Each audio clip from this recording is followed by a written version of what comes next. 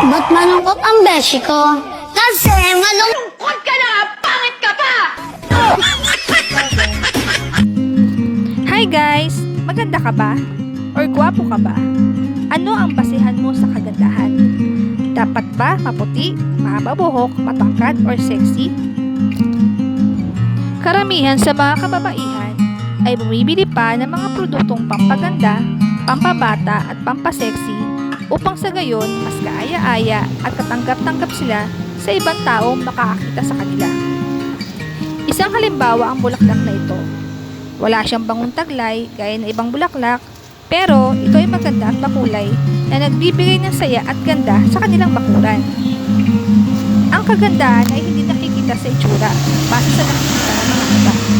Ito ay depende kung sino ka at kung paano ka humarap at makisalamuha sa mga tao.